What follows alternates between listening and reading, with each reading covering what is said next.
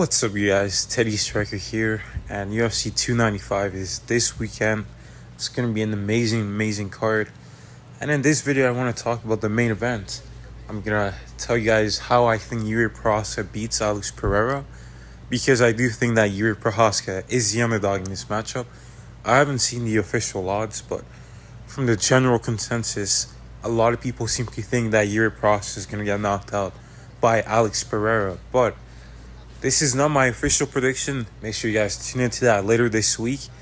And tomorrow it's going to be the how Asmo beats Pavlovich, because I see him as in the underdog too. But let's get straight to this video. The first thing I'm going to say for Jiri Prochazka to do is to go after Alex Pereira. I like Alex Pereira's knockout artist. A bunch of his knockouts in MMA and in Glory Kickboxing, or in just kickboxing in general, have been from him being on the front foot, pressuring his opponents. That's where he has a lot of success. Of course, he can knock you out going backwards as a counter shot too, but you're gonna have a lot more success if you're the one that's going after him, not letting him bully you. He's essentially a bully fighter. That's what he is. But you gotta go after him and take the fight to him. The second thing I'm gonna say for Jiri Prochazka to do is use your feints. Jiri Prochazka, he's a very awkward fighter. You don't know what he's gonna throw next. So use that to your advantage. He already knows that you're going to be awkward. So, mix him up. Even to get him, get that pressure away from you. That's one great way to do it. That's how Adesanya used some of it to his benefit. Pereira was still, staying strong. He had a strong base, but, now he's going to respect the power a bit more. He hasn't fought him before, so he's going to be a bit more respectful. He's not just going to charge at you like he did with Adesanya. He's going to be a bit more wary of those feints, because the power coming back is going to be a lot harder. Another thing I'm going to say for Jiri Prochazka to do is use that front kick to the body. Alex Pereira, I feel like that's a shot that could be open. He's kind of got his hand, he's kind of square to you already.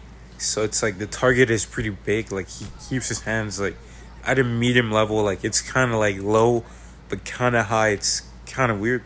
But I feel like he's going to be open to it. And again, to go back on the point of denying the pressure and making him back up a bit, you can do that. And you can even set up the front kick to their face later on, because that also, in my opinion, could potentially be open with the way he stands up tall. And Jiri Prochazka is kind of low. He kind of leans over a bit. And it's gonna mask it a bit, because he's gonna be able to generate a bit more power, and he's kind of leaning low, so you're looking towards his body, right, and his head. You're not looking at his legs, so that kick is gonna be open for him. Another thing I'm gonna say for Jiri Prochazka to do is use that 1-2. We know that Jiri Prochazka has a really good 1-2. He knocked out Volkan Oezdemir with it. Israel Adesanya was having a lot of success in most of their kickboxing fights with that 1-2.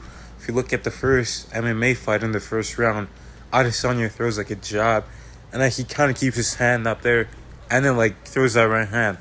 You can use it too. He kind of used it to knock him out. It was obviously modified, because it was a jab to an overhand, but that still concept is still there. You blind him with a jab, and you blast him with a right hand. You're potentially going to be around the same height as him. I'm not sure how tall Jiri Prochazka is. He could be 6'4" or 6'3", but he does have an 80-inch reach, slightly higher than Pereira. But yeah, use that 1-2 against him, and it beats the left hook. Straight punches beat looping punches. The last thing I'm going to say for Jiri Prochazka to do is block the left hook. Obviously, Jiri Prochazka, I've seen him train. He's been using a lot of head movement, pulls, ducks, but you still want to keep that right hand up just in case. I know he likes to keep his hands low, but early on, especially in the fight, you're going to want to keep that right hand up, especially when Pereira is super dangerous early on. But even in the fifth round, he can still clip you, so always keep that right hand up. So just to quickly recap, I'm going to say what I said again. The first thing, pressure him, go after him. Number 2 is use those feints to your advantage. Number 3 is use that front kick to the body, even to the face. Go ahead, use it. Number 4 is use that 1-2. He's got great power and great reach in that to use it. And number 5, deny the left hook. Keep your right hand up, block his best weapon, and you could get the win.